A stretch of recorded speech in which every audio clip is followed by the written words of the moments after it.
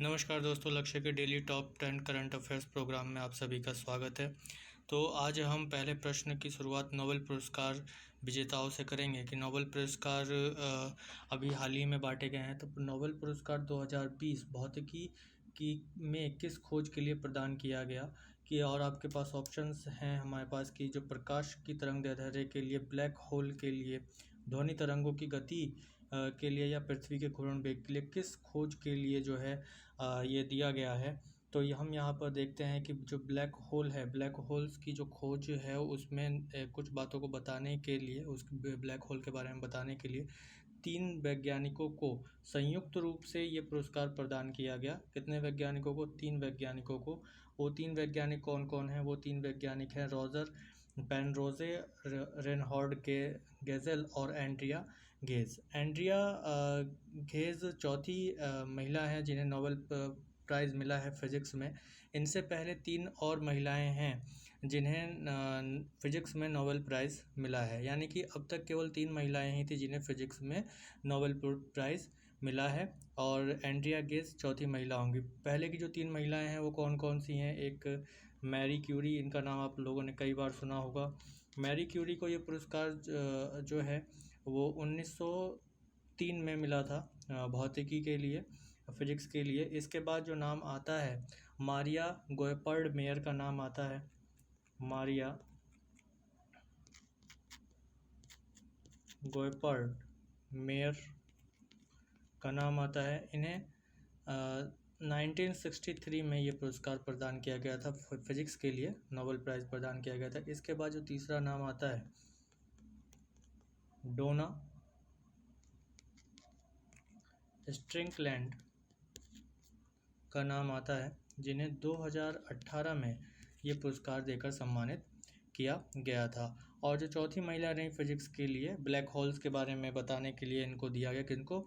Andrea Ghez के लिए 2020 में। तो 4 महिलाएं हैं अब तक हुई हैं जिन्हें फिजिक्स में नोबेल पुरस्कार मिला है। इसके अलावा अगर भारत का देखें तो भारत में केवल एक बार ही एकमात्र व्यक्ति हैं, भाई एकमात्र भारतीय हैं जिन्हें नोबेल प्राइज़ मिला है, और वो हैं सर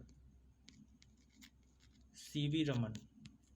सर सीवी रमन को 1930 में 1930 में नोबेल प्राइज़ से सम्मानित किया गया था। उन्होंने अपना एक सिद्धांत दिया था जिसे रमन इफ़ेक्ट के नाम से जाना जाता है। रमन इफ़ेक्ट या रमन प्रभाव के नाम से जाना जाता है। 1930 में उन्हें यह पुरस्कार दिया गया। वह अब तक एकमात्र ऐसे भारतीय हैं जिन्हें फिजिक्स में नोबेल प्राइज़ मिला है। उनके बाद अभी तक किसी भी भारतीय को फिजिक्स में नोबेल प्राइज़ प्राप्त नहीं हुआ है। तो ये हमारा पहला प्रश्न था कि नोबेल प्राइज़ 2020 भौतिकी में किस खोज के लिए दिया गया, किस के बारे में बताने के लिए दिया गया? तो ब्लैक होल्स के बारे में बताने के लिए दिया गया, जो एक अंतरिक्ष में होने वाली घटना है। और इसमें 3 व्यक्तियों को संयुक्त रूप से प्रदान किया गया, 3 वैज्ञानिकों को संयुक्त रूप से ये पुरस्कार प्रदान किया गया, रोजर पेनरोज, रेनिहार्ड गेजेल और एंड्रिया गेज। ओके, तो अब हम नेक्स्ट क्वेश्चन की ओर बढ़ते हैं। अगला क्वेश्चन भी हमारा नोबेल प्राइज़ से संबंधित है। नोबेल प्राइज़ जो कि मेडिसिन, फिजियोलॉजी या चिकित्सा हम बोल दें, 2020 किस खोज के लिए प्रदान किया गया?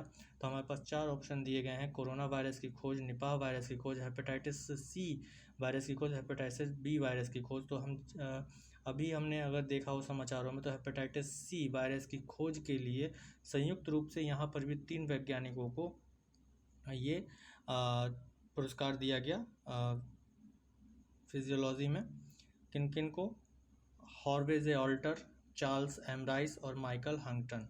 इन 3 व्यक्तियों को इसमें ये पुरस्कार दिया गया। अगर हम देखें तो जो नोबेल प्राइज़ है, नोबेल प्राइज़ मेनली 6 क्षेत्रों में दिया जाता है। 6 क्षेत्रों में दिया जाता है। पहला जो है वो चिकित्सा वाला है, आपका चिकित्सा, फिजियोलॉजी के या मेडिसिन के क्षेत्र में दिया जाता है। दूसरा पुरस्कार जो दिया जाता है वो भौतिकी के क्षेत्र में दिया जाता है, फिजिक्स के क्षेत्र में दिया जाता है। और तीसरा पुरस्कार रसायन के क्षेत्र में दिया जाता है। इसके अलावा जो चौथा पुरस्कार है वो साहित्य, पांचवा शांति और छठा आपका अर्थशास्त्र के लिए दिया जाता है।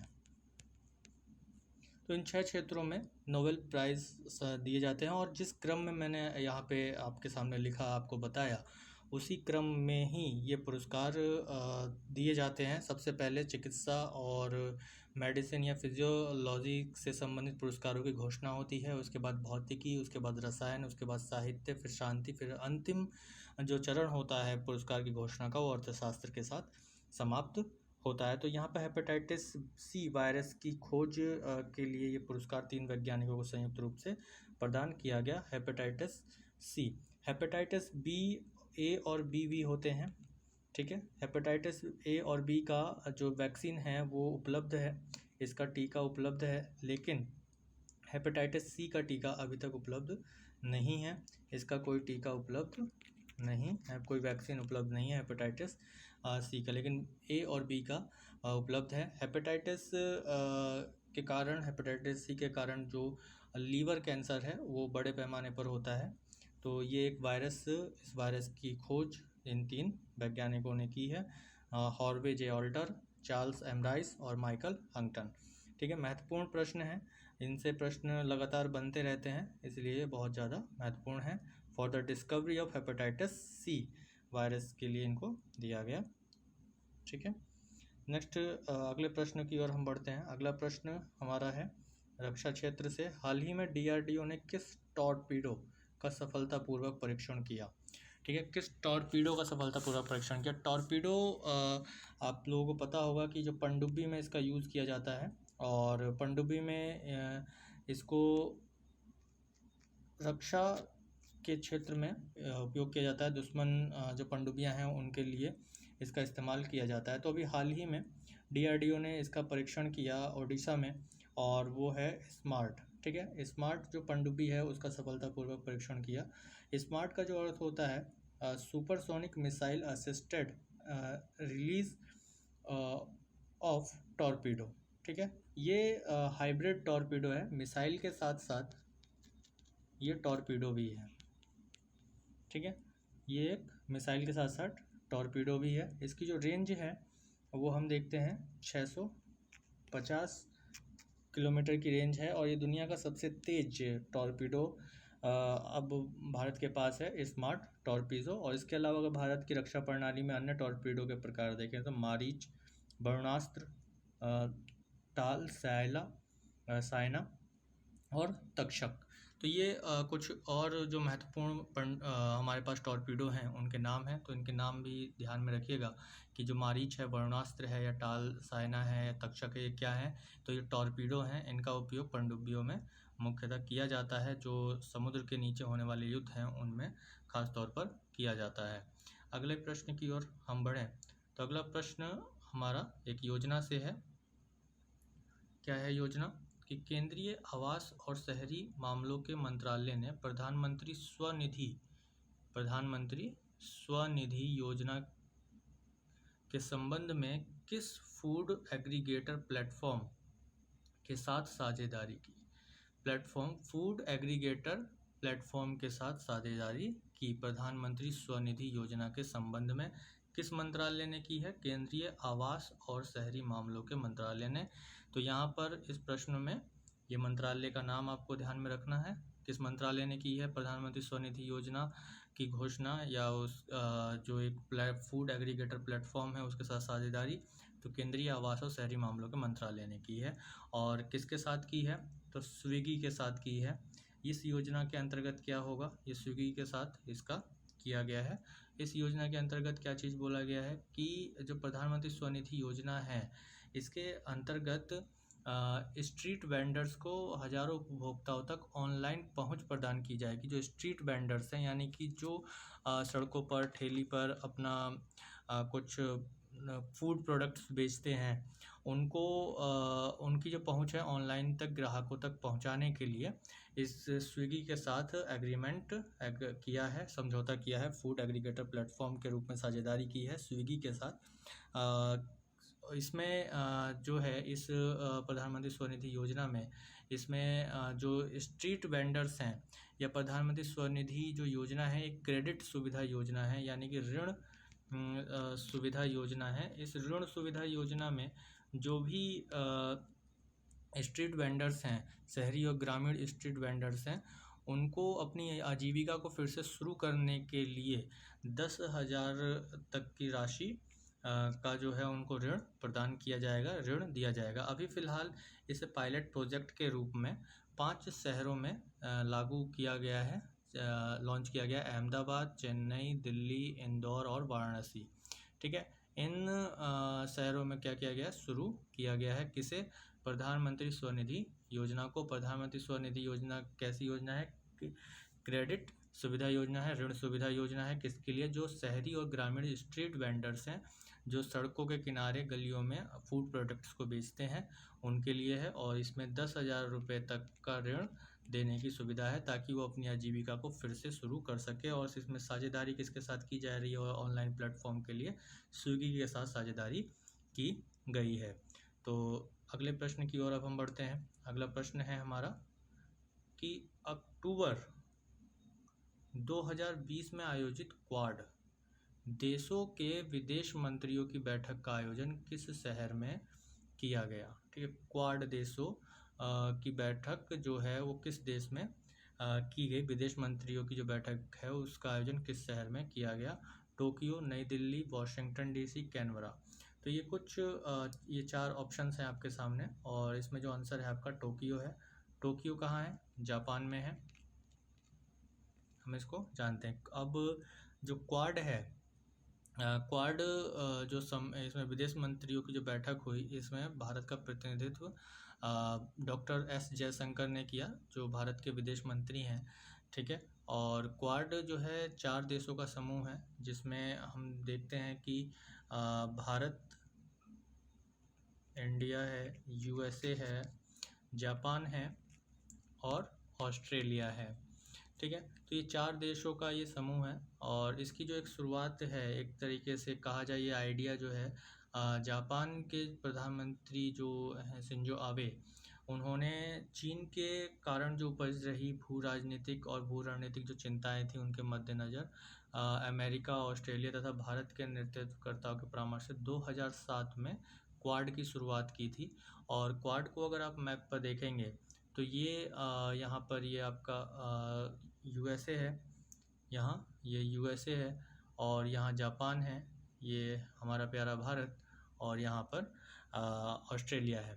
तो ये अगर आप इसे एक लाइन में जोड़ेंगे तो एक लाइन में कुछ जो है एक चौकोर सी आकृति बनाता है इस तरीके से। ठीक है, तो इसलिए इसे क्वाड बोला जाता है। और 2007 में इसकी शुरुआत की गई ताकि प्रशांत महासागरीय और हिंद महासागर क्षेत्र में चीन की जो आक्रमणकारी नीतियां हैं उसको काउंटर बैलेंस किया जा सके। और क्वाड को क्वाड्रिलेटरल सिक्योरिटी डायलॉग के नाम से भी जाना जाता है। इस रणनीतिक वार्ता के साथ साथ 2002 से ही आपने मालाबार संयुक्त सैन्य अभ्यास की बात सुनी होगी। मालाबार सैन्य संयुक्त अभ्यास जो है मेनली भारत के मालाबार तट पर होता है। भारत का मालाबार तट किधर है, जो केरल और गोवा वाला कोस्ट है, ये वाला जो क्षेत्र है इधर का, यहाँ पर मालाबार कोस्ट है भारत का। ठीक है, कोरोमंडल कोस्ट किधर है, कोरोमंडल कोस्ट पूर्वी घाट की तरफ है, तमिलनाडु आंध्र प्रदेश की और है। क्लियर है। अगला प्रश्न है हमारे पास, विश्व कपास दिवस कब मनाया जाता है। ठीक है, टाइपिंग मिस्टेक है यहाँ, विश्व कपास दिवस कब मनाया जाता है।